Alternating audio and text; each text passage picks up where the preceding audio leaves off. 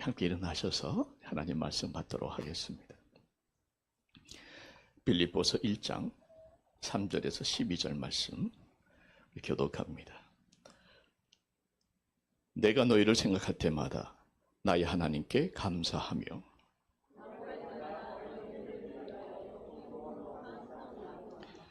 너희가 첫날부터 이제까지 복음을 위한 일에 참여하고 있기 때문이라.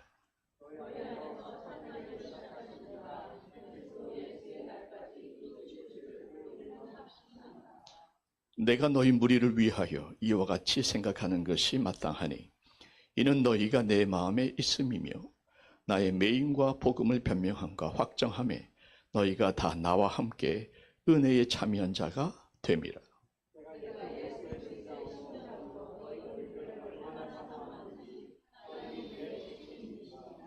내가 기도하노라. 너희 사랑을 지식과 모든 총명으로 점점 더 풍성하게 하사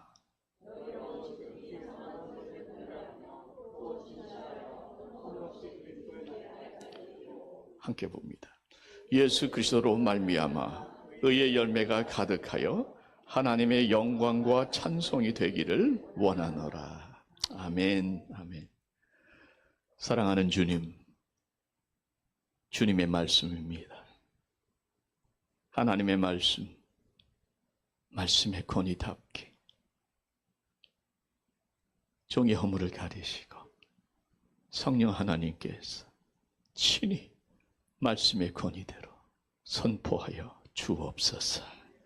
하나님, 하나님의 말씀답게 겸허하게 받게 하시고 말씀 앞에서 나 자신을 돌이켜보게 하시고 하나님의 말씀이기에 인간의 교훈이 아닌 도덕적인 가르침이 아닌 하나님의 말씀이기에 나 자신을 처복종시키며 겸손하게 순종하는 결단까지 우리에게 허락하여 주셔서 진정 하나님의 말씀이 나를 새롭게 하는 은혜 베풀어 주옵소서.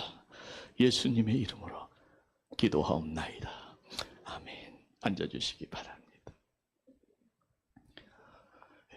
기쁨의 영성이라는 주제로 세 번째 말씀을 빌립보서 강해로 하고 있습니다. 빌립보서는 바울이 감옥에서 쓴 서신이라는 거 잘 알고 계시지 않습니까? 로마의 감옥에서 순교를 당했는데 그 마지막 때에 순교를 앞두고 쓴 편지가 빌립보서입니다. 감옥에서 썼는데 순교를 앞에 두고 썼는데 편지의 내용 온통 기쁨으로 가득 차 있어요. 참 이것이 저에게는 너무나 큰 도전이고 신비에 가까운 은혜라고 볼 수 있습니다. 기뻐하라는 말씀이, 또 기쁨에 관한 말씀이 10번에서 15번 정도 하는. 여러분, 저는 그 말씀을 들으면서 아무리 바울이지만 예수님이 아니잖아요. 우리랑 심정이 다르면 얼마나 다르겠습니까? 그도 많이 외로웠을 것이고 많이 아팠을 것이고 많이 추웠을 것이고 많이 두려웠을 거예요. 그런데 어떻게? 여러분, 그 기쁨은 환경을 초월한 기쁨인 줄 믿습니다. 육의 기쁨이 아니고 하늘에서 임하는 영적인 기쁨입니다. 내가 느끼는 기쁨이 아니라 하늘에서 주시는, 예수님이 주시는 신비한 기쁨인 것이죠. 그래서 소위 슈퍼내추럴한, 우리 이해할 수 없는 기쁨이 되는 것입니다. 여러분, 바울이 감옥 안에서 기쁠 수 있다면 감옥 바깥에 있는 우리도 기쁠 수 있는 줄 믿습니다. 순교를 앞에 두고 기뻐하라고 그렇게까지 우리에게 말씀하셨다면 영생 복락을 앞에 둔 우리들은 얼마든지 기뻐할 수 있는 줄 믿습니다. 여러분, 사실 인생이 기쁜 일만 있는 거 아닌 거 우리 잘 알고 있습니다. 지난 장 목사님께서 인생을 고해라는 말씀을 하셨잖아요. 맞아요. 인생은 파도가 늘 칠 수밖에 없는 고해 같은 인생인데 왜 하나님이 우리를 그렇게 기뻐하라고 말씀하셨는가? 어떤 분들이 저한테 그 말씀을 한번 하신 적이 있어요. 간접적으로 돌려 한 얘기지만 그 얘기는 핵심은 이겁니다. 목사님, 우리가 하나님을 기쁘시게 해드리는 것이 맞지 왜 자꾸 우리 보고 기뻐하라고 합니까? 네? 하나님을 기쁘시게 해드려야 되는 거 아닙니까? 좀 이기적인 것 같은 생각이 든다는 거죠. 네. 일리가 있어요. 또 어떤 분은 그런 얘기 하시더라고요. 목사님, 우리가 예수님 따라가는 게 신앙의 길이고 예수님 가신 길은 십자가의 길인데 고난의 길인데 좁은 문, 좁은 길인데 그 길을 가는데 어떻게 우리 기뻐하며 갈 수 있습니까? 기뻐하라고 하니까 좀 덜 영적인 것 같고 덜 성숙한 것 같은 그런 느낌을 우리가 받을 수도 있다는 거죠.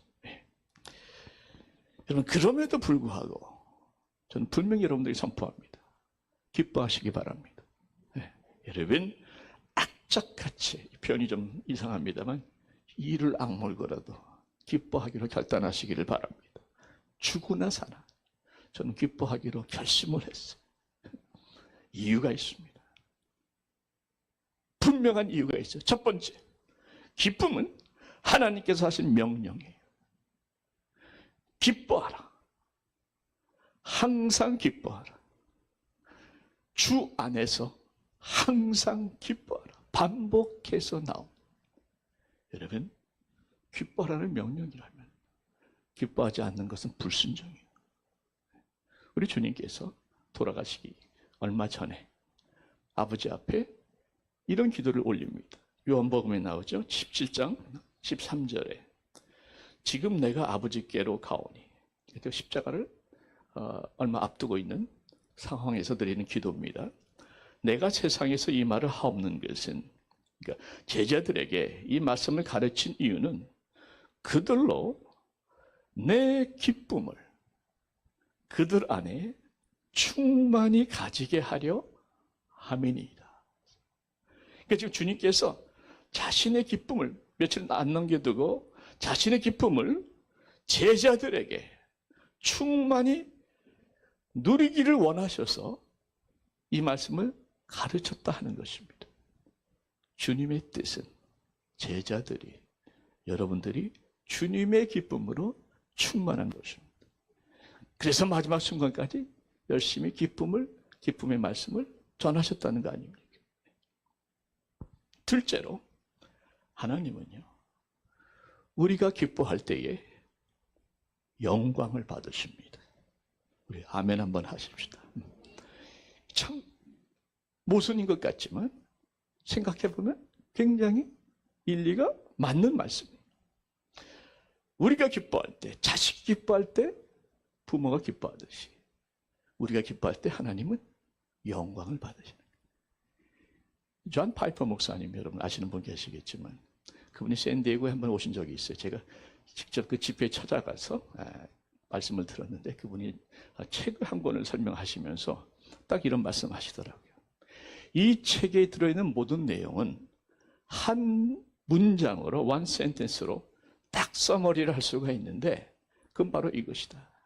이 문장을 이해하면, 또 이 문장을 붙잡고 있으면 이 책 안 사셔도 된다는 거예요. 이 모든 내용도 여기 다 들어가 있다는 거예요. 그래서 그 책 안 사고 그 스테이트먼트만 지금도 확실하게 기억하고 있습니다. 그 문장이 뭔가 하면 이제 부득이 영어로 말씀드리겠는데 이겁니다.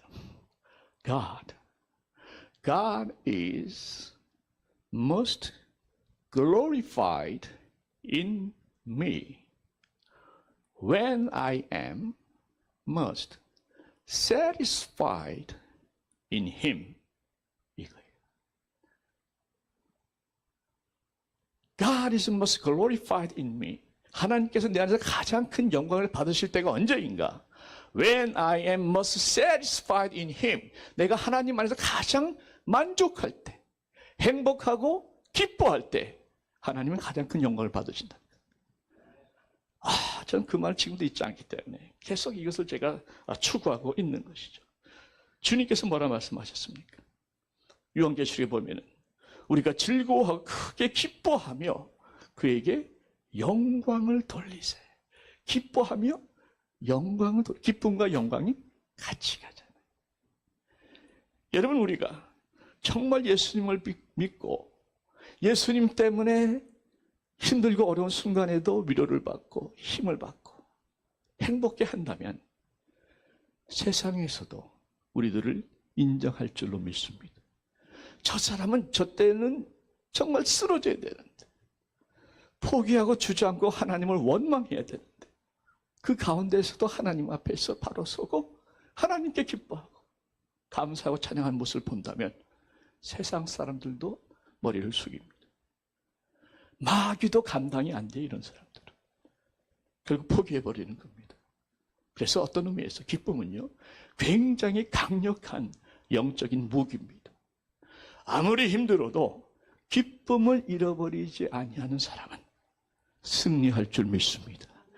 마귀가 세상이 감당하지 못하는 자가 누구냐?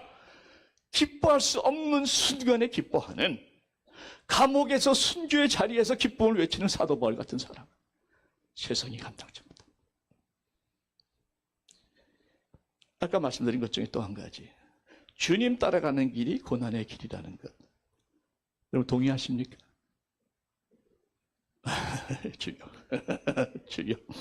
네, 맞아요.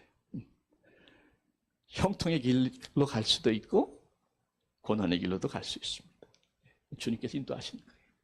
근데 많은 경우에 고난의 길이 형통의 길로 뚫리는 경우가 더 많습니다. 같이 가요. 양면성이 있습니다. 그래서 십자가의 길은 우리 찬양 많이 했잖아요.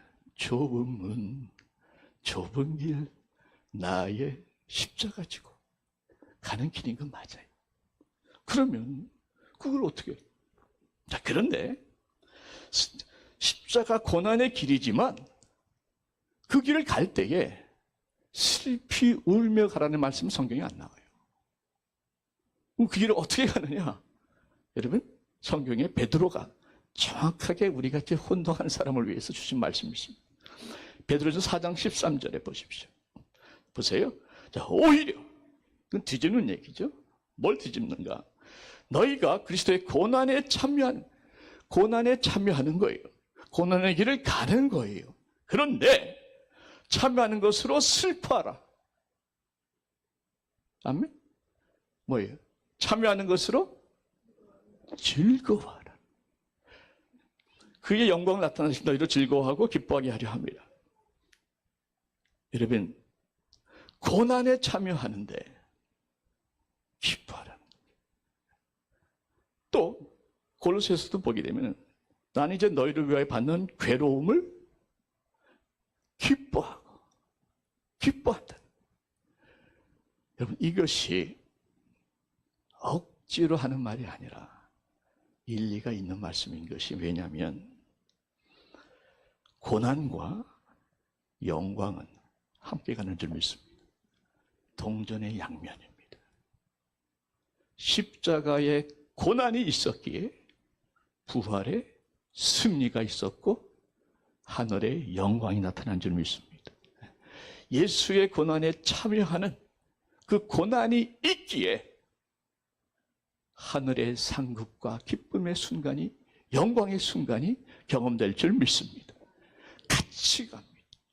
십자가 없는 부활이 없듯이 고난이 없는 영광이 없기에 우리는 고난 자체를 기뻐한다기보다는 고난 후에 영광을 바라보면서, 십자가 후에 부활을 바라보면서 하늘의 소망과 하늘의 상급과 하늘의 그 놀랍고 기쁜 하나님의 그 우리를 기다리시는 그 하나님의 하늘의 모습을 보면서 우리는 기쁨으로 동참할 수 있는 것이죠. 그래서 고난 가는 거 맞아요.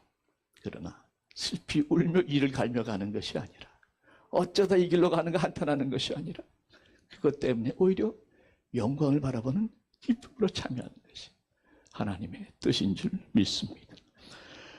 하나 더 말씀드릴게요. 사실 오늘 이게 서론인데 큰일 났네. 더 나아가서 우리가 기뻐할 때에 하나님께서 우리에게 축복하십니다. 그 말씀 성경에 자주 나오는데 기쁨의 이유가 중요하죠. 우리는 세상 것 때문에 기뻐하는 건 아니죠. 그죠? 네. 우리는 뭘 기뻐합니까? 하나님을 기뻐하는 겁니다. 근데 제가 참 좋아하는 말씀이 여러분 꼭 암송하셔야 될 말씀이 이거예요. 시편 37편 4절 말씀. 정말 암송하셔야 돼요. 다 같이 읽겠습니다. 시작. 여호와를 기뻐하라. 저가 마음의 소원을 내게 이루어 주시리라. 여러분 마음의 소원 이루어지시기 원하십니까? 소원이 있으십니까? 하나님을 기뻐하시라는 거예요. 하나님을 기뻐하며 사시라는 거예요. 그러면 어느새 여러분들의 마음의 소원이 하나님 다 이루어주신다. 하나님을 기뻐하니까 하나님이 기쁘신 거예요. 하나님이 기쁘시니까 다 응답까지 해주신다. 여호와를 기뻐하는 것이 너희의 힘이니라. 하나님께서 힘을 주시고 소원을 이루어주시고 누구에게? 여호와를 기뻐하는 자에게. 여러분 그래서 저는 죽을 때까지 살아도 기쁘게 살고 죽어도 기쁘게 죽으려고 마음먹은 사람입니다. 여러분도 함께 동참하시기를 부탁드립니다. 여러분 어떤 고난의 순간이 와도 쉬운 건 아니에요. 저도 말씀 준비하면서 또 결심하고 또 결심하는데 삶의 순간에 또 어떤 게 또 탁 뭐 터지면 또 그 기쁨을 또 붙잡으려고 안 놓치려고 애를 쓸 때가 많습니다만은 뭐 그렇게 훈련하고 배우려 애쓰다 보면 그때가 오지 않겠습니까? 여러분 우리 한번 결심하십시다. 우리 한번 따라해 주실래요? 살아도 기쁘게 살고 뭐 그 정도 해가지고는 기쁨으로 안 될 것 같아요. 살아도 기쁘게 살고 죽어도 기쁘게 죽자. 네, 죽는 순간까지 어떤 일이 있더라도 내 기쁨만은 놓치지 않겠다는 그런 각오로 살아가는 사람 하나님께서 반드시 기억할 줄 믿습니다. 여러분께서 결단하는 마음으로 자 이제까지 서론이 끝났습니다. 오늘 바울은요 이 사랑의 기쁨을 가르쳐주고 있어요. 사랑하는 기쁨. 특별히 가까운 사람하고 서로 사랑을 통해서 믿는 기쁨을 가르쳐주고 있어요. 여러분 우리 인생에 뭐니 해도 최고의 행복은 사랑입니다. 그죠? 정말 나를 진심으로 사랑해 주는 사람이 몇 사람만 있어도 살맛이 나는 거예요. 내가 목숨을 사랑할 수 있는 사람이 있어도 살맛이 나는 거예요. 결국은 사랑인데 그 사랑이 멀리 있는 사람보다는 가까운 사람을 사랑하는 것이 진정 행복인데 문제는 뭐냐? 가까운 사람 사랑하는 게 쉽지가 않더라. 여러분 동의하십니까? 지금 웃는 사람은 다 수상한 사람들. 최고의 행복은 사랑인데 특히 가까운 사람들을 사랑해야 되겠는데 이게 참 쉽지가 않아요. 바울도 그걸 겪었습니다. 바울하고 제일 가까웠던 사람이 누굽니까? 바나바죠. 바나바가 바울을 픽업해가지고 그야말로 사역의 현장에 데뷔시켰잖아요. 그걸 개런티해서 다 소개시켜주고 내가 이 사람 보증한다. 사도들이 바울을 안 받았거든요. 처음에는. 왜냐면 다 핍박했던 사람이니까. 내가 이 사람을 보증한다 해서 이제 바울이 사도들에게 인정을 받고 사역을 같이 하면서 동반자로 모든 현장을 같이 다니지 않았습니까? 정말 바울을 바울되게 만든 사람이 바나바입니다. 그렇죠? 그런데 사도행전에 보니까 바울과 바나바가 서로 심히 다퉈서 바울과 바나바 그것도 위로가 되더라. 야, 바울도 다투구나. 심히 다투고 어떻게 됩니까? 피차 갈랐었다 그랬어요. 나중에 화해합니다만은 그 기간이 상당히 오래 걸립니다.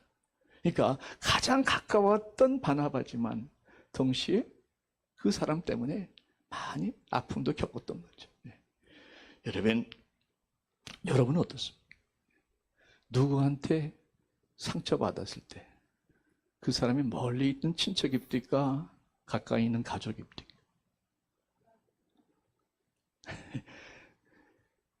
어떤 아픔을 느낄 때 그 사람이 그저 알고 있었던 교인입니까? 가까이 지내는 모건들입니까? 가까운 사람이 사실은 가까운 사람을 사랑하는 것이 가장 중요한데 가까운 사람 사랑하는 게 가장 어려운 것 중에 하나라는 것을 우리가 많이 느낀다 말이죠. 그래서 오늘 두 가지만 말씀을 드립니다. 바울을 통해서 어떻게 하면 이 가까운 사람을 사랑하는 그 기쁨을 누리며 살 수 있겠는가. 구체적인 실제적인 말씀을 드립니다. 첫째로 우리가 해야 될 것이 뭔가 하면 3절에 나와요. 3절에 보면 내가 너희를 생각할 때마다 나의 하나님께 감사하며 그랬죠. 영어로 보면 I thank my God every time I remember you. 내가 너를 생각할 때마다 감사한다고 그랬어요. 이게 중요합니다. 여러분, 바울이 빌립보 성도들을 사랑했죠. 그 성도들을 생각하면 감사가 되는 거예요. 우리도 마찬가지. 누굴 생각해요? 고마워요. 또 생각이 나요. 아, 정말 그 사람 고맙다. 또 생각이 나. 아, 정말 진짜로 그 사람 고맙다. 그 정도까지는 되는데 여기 뭐라고 되어 있습니까? Every time. 생각할 때마다 감사를 자기 자신에게 스스로 잊지 않도록 리마인드 했다는 거예요. 그러니까 그 사람, 가깝게 지냈기 때문에 굉장히 익숙해진 사람이죠. 그 익숙한 사람을 늘 감사하는 것을 잊지 않았다. 그래서 첫 번째 가까운 사람과 사랑을 뜨겁게 유지할 수 있는 비결이 무엇인가? 익숙한 것들을 감사하는 겁니다. 여러분 따라합시다. 익숙한 것들을 감사하라. 이게 왜 중요한가 하면 우리가 가깝다 보면요, 편하잖아요. 익숙해지잖아요.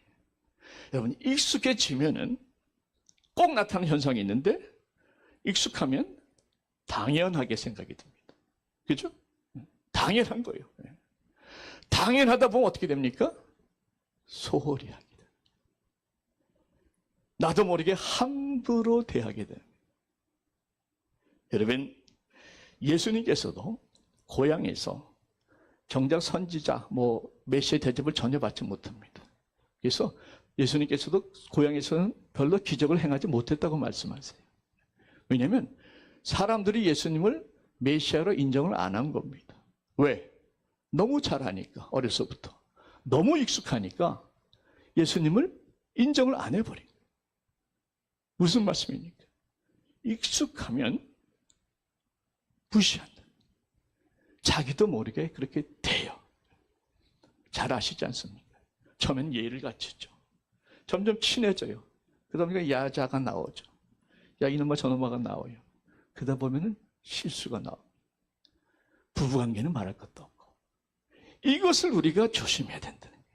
그래서 바울은 그 빌립보 교인들을 생각할 때마다 every time 감사를 잊지 않으려고 노력했다는 것을 알 수가 있는 것입니다. 제가 아는 집사님 한 분 있어요.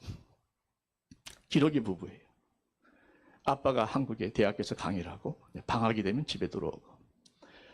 근데 그 교수님이죠. 교수님 나랑 얘기를 하는데 그런 얘기를 하더라고요. 목사님, 한국에 혼자 있으면 너무 외롭고 불편해서 미국 생각이 그렇게 난다는 거예요. 특별히 마누라 생각이 많이 난답니다. 그래서 비행기 타고 올 때마다 늘 마음속으로 결심을 한대요. 야, 이번에 가면 내가 우리 가족들, 특히 내 아내를 잘해줘야 되겠다. 대접을 잘해줘야 되겠다.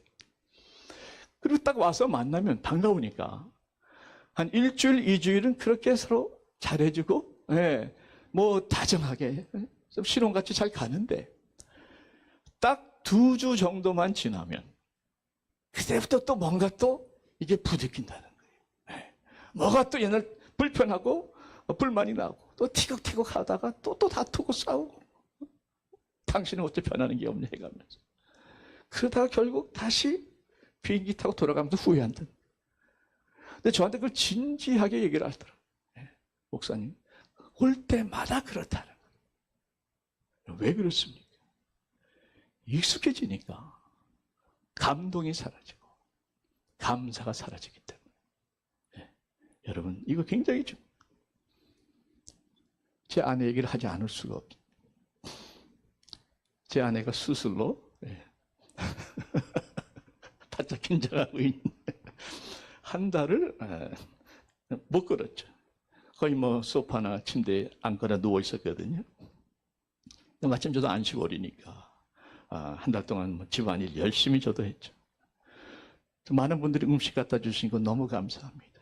이기저기 싸주신 거 너무 감사하고 기도해 주신 것도 정말 정말 감사해요. 우리 사모님 잠깐 일어나셔서 좀 감사 한번 인사 한번 하시죠. 예. 잠깐 일어나서 감사 한번 하세요. 예. 일어나서 예. 고맙습니다 인사 한번 하는 뭘 그렇게 그래. 네, 거의 2달 만에 만나서 네. 그래서 사모님께서 편안하게 이제 소파에 앉아 계시면 이제 제가 이제 쟁반에 딱 이제 음식과 밥과 반찬 다 해서 갖다 바칩니다.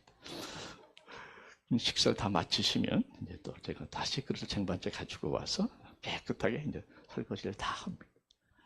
너무 고마워하더라. 감동적인 멘트를 제가 여러 몇 가지를 들었는데 그 중에 제일 감동적인 게 뭐냐?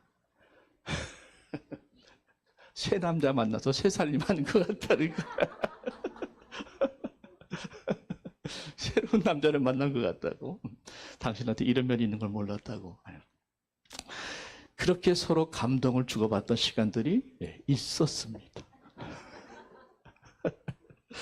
분명히 있었습니다. 2주 지나고 다니고 몇 주 지나니까 그런 말들이 슬슬 줄어들어. 어느 마켓 가서 장을 잔뜩 보고 이제 열심히 또 냉장고에 갖다 집어넣고 있는데 갑자기 그 찬장에서 빈 그릇 하나 딱 꺼내더니 나한테 딱 보여주는 거예요. 하는 얘기가 이 그릇에서 생선 비린 냄새가 너무 난다는 거예요. 설거지를 어떻게 했길래 이 그릇에 이 냄새가 나냐.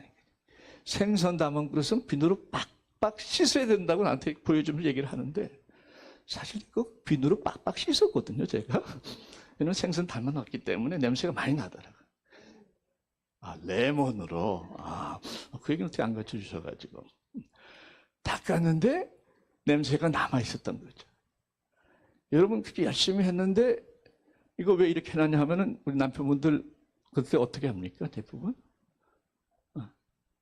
딱 그때 튀어나오는 말이 있을 거예요. 제가 얘기하면 남편들 다 동감할 겁니다. 그럼 자기가 하면 되지. 자기가 깨끗하게 씻으면 되지. 나는 잘 못하니까 당신이 하면 되겠구만. 딱 그래버린 거죠. 그 순간에 그동안에 그렇게 열심히 닦았던 접시의 감동이 다 무너지는 참 순간이 있었습니다. 처음에는 감사할 제목들만 보였는데 어느 순간부터 익숙해지다 보니까 제대로 안 된 것들이 보이기 시작해요. 그런데 바로 어저께 설교 준비하는 중에 주님이 저한테 딱 이런 말씀을 하시는 것 같아요. 너 집안일 한 달 동안 열심히 했는데 안 알아준다고 서운하냐? 그때 좀 서운했습니다. 네 아내는 이날 이때까지 직장에서 돈 벌랴, 교회에서 사모 역할 하랴, 집에서 집안일 하랴, 정신없이 열심히 살았는데 너는 얼마나 네 아내를 알아줬냐? 딱 그런 깨달음이 오니까 입이 탁 막혀서 그래서 저도 모르게 회개를 하고 아내는 아직도 모르는 사실이지만 공적으로 제가 회개를 하고 아내를 좀 더 인정해 줘야 되겠다 하는 마음을 제가 먹었습니다. 익숙해지면 감동이 사라지고 감동이 사라지면 감사가 사라지고 감사가 사라지면 눈에 거슬리는 게 보이기 시작하고 그때부터 서로 간에 상처가 주고받게 되는 것을 우리는 알죠. 여러분 기억하세요. 그러다가 세월 지나가다 보면 어느 순간에 늘 그 자리에 당연히 있어야 될 사람이 더 이상 없는 순간이 옵니다. 당연했는데 그래서 함부로 돼 있는데 어느 순간에 그가 그 자리에 없어요. 그때 가면 꼭 미안해하고 후회하는 분들이 계십니다. 여러분 익숙해지지 않아야 돼요. 익숙해지지 않으려면 늘 볼 때마다 감사를 잊지 마시기를 바랍니다. 꼭 기억하세요. 한 무명 시인이 이런 시를 썼습니다. 나를 찾아 떠나는 인생. 그 시 일부에 이런 게 있어요. 정말 가장 가까이 있는 게 얼마나 귀한 것인가 하는 것을 새삼 깨닫게 하는 시인데 일부를 읽어드릴게요. 까미는 까미 알죠?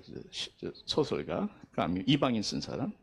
뭐 저기 발음이 여러 가지가 많아가지고 까미도 까미 까미는 낯선 곳에 가서 살고 싶다라는 말을 한 적이 있지만 나는 낯익은 곳을 낯선 곳으로 만들며 살고 싶다. 이미 보아서 아무런 감흥이 없이 몸이 건조해진 것들을 최초의 만남 속에서 느꼈던 그 가슴 두근대는 설레임으로 만나고 싶다. 그러니까 초심으로 돌아가고 싶다는 거죠. 여러분도 가까이 있는 사람과 처음 만났을 때 초심으로 돌아가시기를 축원드립니다. 여러분 늘 거기에 있기 때문에 당연하다고 누릴 수 있다 생각한 것들을 언젠가 잃어버릴 때가 오는 것이에요. 남편을 볼 때 아직까지 건강한 것만 해도 감사하시기 바랍니다. 아내를 볼 때 이렇게 못난 나를 그래도 마다 않고 이 세월 살아준 것만 해도 감사하시기 바랍니다. 어째 아멘이 없습니까? 남편들 나 같은 남자 이날까지 살아준 것 감사하면 우리 아멘. 예, 할렐루야. 이렇게 아멘을 하라고 해야. 목자 목녀에게도 서로 감사하고. 여러분 잘 들으십시오. 한 번만 더 강조할게요. 익숙해지려 할 적에마다 감사하세요. 늘 거기에 있어도 늘 감사하세요. 가장 가까이 있는 것이 가장 귀한 것임을 잊지 마시기 바랍니다. 한 번 더 가장 가까이 있는 것이 가장 귀한 겁니다.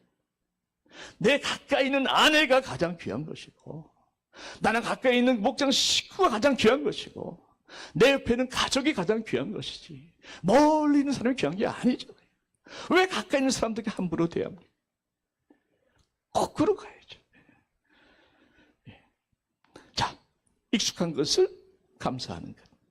하나만 더. 두 번째는 6절에 그 말씀이 나오죠. 6절에 보시면 너희 안에서 착한 일을 시작하신 이가 그리스도 예수의 날까지 이루실 줄을 우리는 확신하노라. 그러면 가까운 사람들을 사랑하기 어려운 두 번째 이유는 가까울수록 상대방의 결점이 잘 보입니다. 그죠? 가까울수록 남들을 모르는 약점, 단점, 고쳐야 될 점 다 너무 잘 보여요. 다 보이다 보니까 자꾸 상대방을 고치려고 하게 됩니다.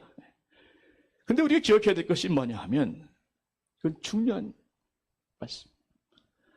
사람을 변화시키는 것은 내가 할 수 있는 일이 아니에요. 하나님이 하셔야 됩니다. 하나님이 나를 사용하실 수는 있습니다. 그러나 변화시키는 주체는 하나님이시지 내가 아니라는 거예요. 이 같은 것 같지만 엄청난 차이가 있어요. 왜냐하면 내가 상대를 변화시키려고 하면 예를 들어 내가 아내를 변화시키려고 하면 나는 변화를 주려고 하지만 아내가 받는 건 상처밖에 없어요. 변화를 주려고 하느냐 오히려 상처를 주는 거예요. 그래서 결국엔 싸움이 나고 다툼이 되는 거죠. 왜 가까운 사람들끼리 원수가 되는가? 서로 변화시키려고 예를 쓰다 보니까 원수가 되고 왼수가 되는 거예요. 원수와 왼수의 차이점 아십니까? 저 책에서 봤는데요. 원수는 내가 미워하니까 그냥 원수 같으니까 그냥 안 보고 사는 사람이 원수라면 왼수는 집안에 있기 때문에 안 볼 수도 없어. 미워서 보고 싶지 않은데 집안에 같이 있는 가족도 가까이 있으니까 안 볼 수도 없는 게 왼수라고. 우리 힘으로 상대를 변화시키려고 하다 보니까 결국은 변화 주려 하는 것이 상처죠. 그리고 결국에는 서로 다투면. 그래서 6절 말씀에 바울은 이렇게 기도합니다.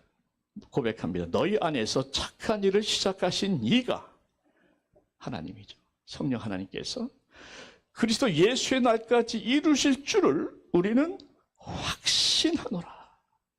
자, 두 번째는 뭡니까? 성령 하나님께서 변화시킬 것을 믿고 기도하라는 거예요. 네. 변화시킬 것을 하나님께서 하실 것을 믿고 기도하라는 거예요. 바울도 빌립보 성도들을 사랑했지만 그 사람들이 온전한 사람들이 아닌 걸 알죠. 네. 그러니 어떻게 합니까? 그들 안에서 구원의 역사를 시작하신 하나님께서 변화시키는 그날, 주님 오신 그날까지 계속해서 그들을 변화시키는 거룩으로 변화시키고 또 부드러운 성품으로 변화시키기 위한 그 역사를 이루실 것을 믿고 그렇게 되도록 기도하라는 거예요. 기도. 여러분 기억하세요. 성령 하나님께서 우리 안에서 구원의 역사를 시작한 줄 믿습니다. 구원의 역사를 시작하신 하나님께서 계속해서 주님 만나는 그날까지 우리를 거룩하게 변화시키고 더 아름답게 변화시키고 성숙하게 변화시킬 줄 믿습니다.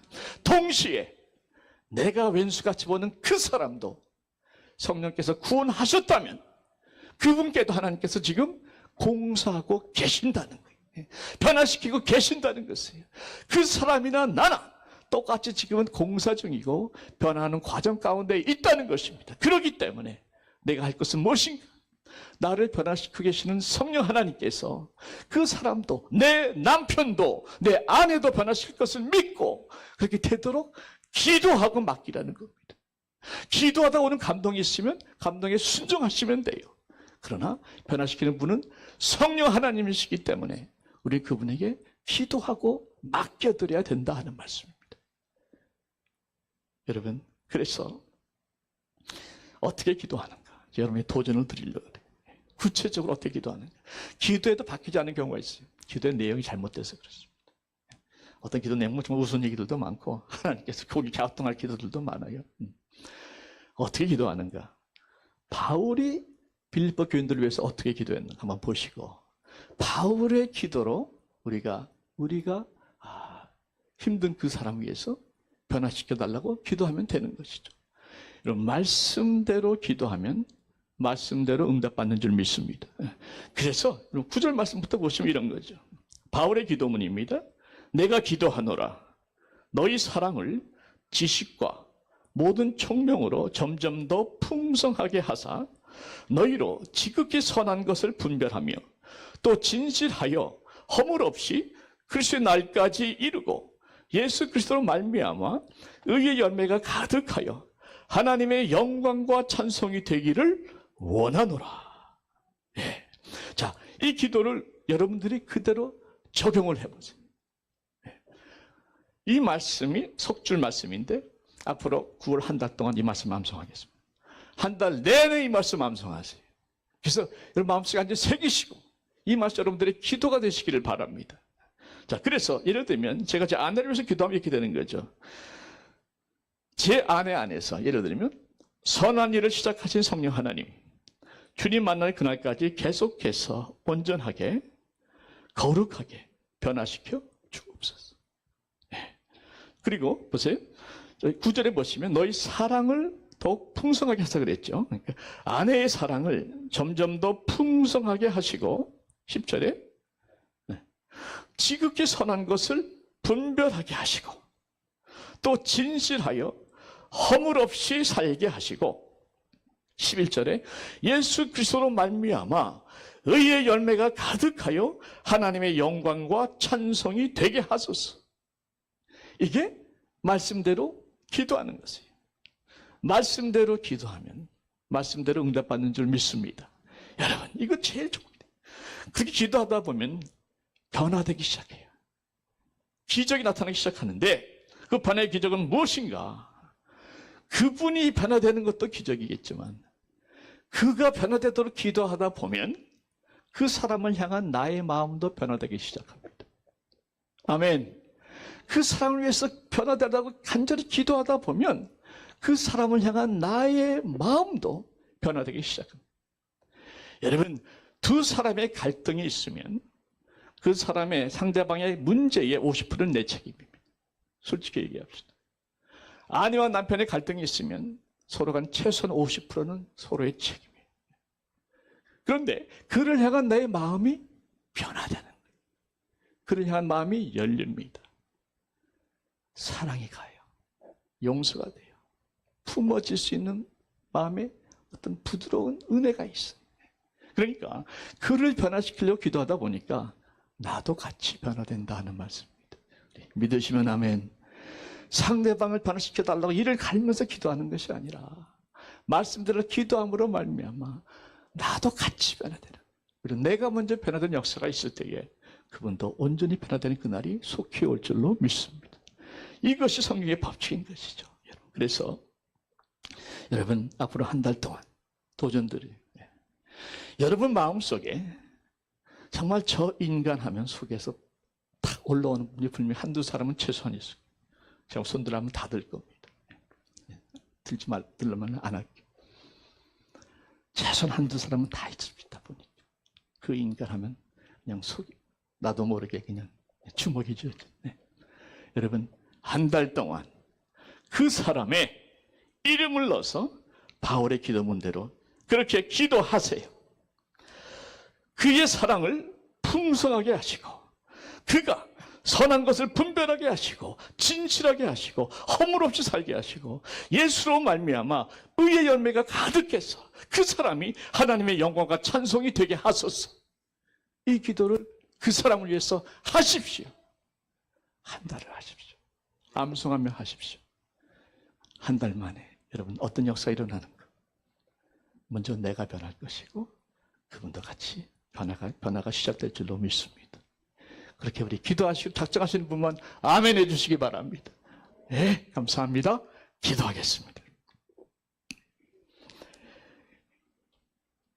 여러분 가까운 사람들을 미워하면서 사는 것, 그러기에는 우리 인생이 너무나 짧습니다. 하나님께서 우리 주에 보내주신 사람들을 사랑하지 못하고 기뻐하지 못한다면 어떻게 우리가 행복할 수 있겠습니까? 우리 이 시간에 회개하기 원합니다. 너무 익숙해서 당연히 여겼던 것들을 회개합시다. 처음 만났을 때 그 초심으로 돌아가서 초심의 감동과 감사가 회복하게 해달라고 기도하시기 바랍니다.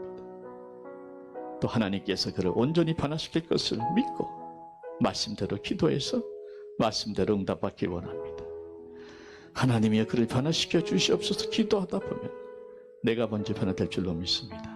우리 시간 간절하게 내 마음속에 있는 나를 힘들게 했던, 나를 아프게 했던, 내 마음을 괴롭게 했던 그 사람 위해서 간절히 기도합니다. 익숙했던 것, 잘못했던 걸 회개하시고 하나님께 그를 변화시켜달라고 맡기는 기도, 우리 다 같이 한번 주님 앞에 올려드리기 원합니다. 기도하겠습니다. 좋으신 아버지 하나님, 주님 앞에 나와서 기도합니다. 아버지 하나님, 내 바로 옆에 있는 사람을 사랑하지 못하면서 어찌 우리가 예수를 사랑하고 이웃을 사랑한다고 고백할 수 있습니까? 아버지 하나님, 그동안에 너무 소홀히 했던 것, 가까이 있기에 가장 소중한데 가까이 있기에 오히려 더 함부로 대했던 것, 주님 이 시간에 회개하고 용서를 구합니다. 하나님, 우리를 불쌍히 여기셔서 우리의 회개를 받으시고 가깝게 더 사랑하고 가깝게 더 존중하고 가깝게 더 귀하게 여길 줄 아는 우리 모두가 되게 하여 주시옵소서. 하나님, 내가 그를 변화시켜서는 되지 않는 것을 이제는 고백하오니 하나님께서 그를 변화시킨 역사를 시작하신 줄 믿습니다. 하나님, 그를 변화시키게 하시고 그가 정말 주 안에서 성숙되게 하시고 그의 사랑의 풍성이 자라나게 하시고 그가 선한 것을 온전히 분별하게 하시고 더 진실하게 하시고 예수로 말미암아 의의 열매가 가득하게 하셔서 하나님의 영광과 찬송이 되게 하여 주시옵소서. 하나님, 그래서 그가 변화되는 것을 보는 하나님이여, 나도 변화되어가는 나의 잘못도 깨닫고 나도 함께 변화되어가는 그 은혜가, 그래서 가깝게 더욱더 사랑하고 가깝게 더 섬겨가는 우리 모두가 될 수 있도록 하나님 도와주시옵소서. 은혜 주시옵소서. 아버지 하나님, 늘 옆에 있었기에 당연한 것으로 여겼던 아내, 남편, 가족, 목원, 베델의 성도들, 당연하기에 소홀히 했던 것, 이 시간 회개합니다. 하나님이 익숙할수록 더욱 감사하게 하옵소서. 그래서 언젠가 당연한 것이 더 이상 당연하지 않게 될 때에 후회하지 않게 하여 주옵소서. 나를 구원하시고 변화시켜 주신 성령님, 이 시간 그 사람에게도 동일하게 역사하고 계심을 믿고 기도하게 하옵소서. 바울이 갖춰준 기도의 말씀대로 그 사람을 위해서 기도하겠사오니 하나님이여, 하나님의 말씀대로 응답하여 주시옵기를 우리 주 예수님의 이름으로 간절히 기도하옵나이다. 아멘. 우리 시간 계속해서